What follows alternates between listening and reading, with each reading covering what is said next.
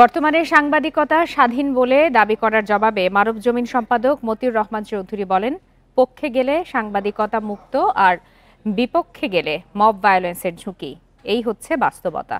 অন্যদিকে মব সাংবাদিকতার জন্য বড় হুমকি হিসাবে দেখা দিয়েছে বলে মন্তব্য করেন ঐকমত্য কমিশনের সহসভাপতি অধ্যাপক আলী রিয়াজ। দুপুরে রাজধানীতে এক আলোচনায় তারা এসব কথা বলেন। বান্ডেল থাকলে প্রতি সেনমানিতে টাকা বাঁচবে। বিকাশ সেনমানি বান্ডেল কিনে জিতুন প্রতি লেনদেনে।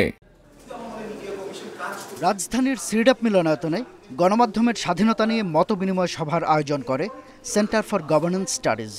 এতে বর্তমান সময়ে সাংবাদিকতার নানা সংকটের চিত্র তুলে ধরেন অংশীজনেরা। সাংবাদিকতার পরিস্থিতি বিবেচনায় নিজেকে ভীত ও চিন্তিত বলে মন্তব্য করেন মতিউর রহমান চৌধুরী।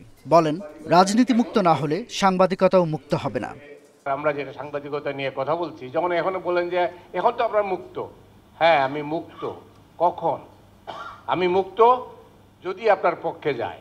আপনার বিপক্ষে গেলে আমার চিন্তা আছে, আমি মব ভায়োলেন্সের শিকার হতে পারি।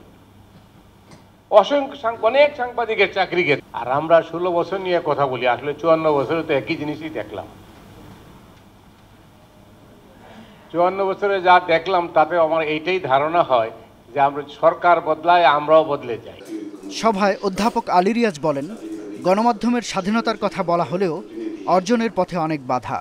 মালিকের স্বার্থ রক্ষা না করে পেশাদারিত্ব বজায় রাখতে পারলে এত সংকট হতো না।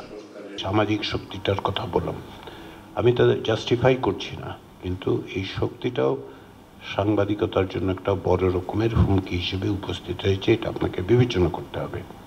সরকার, মালিক পক্ষ এবং সম্পাদকের বাইরেও এইরকম একটা শক্তি তৈরি হয়েছে, যে শক্তিটা আপনাকে বিভিন্নভাবে নিয়ন্ত্রণের চেষ্টা করছে।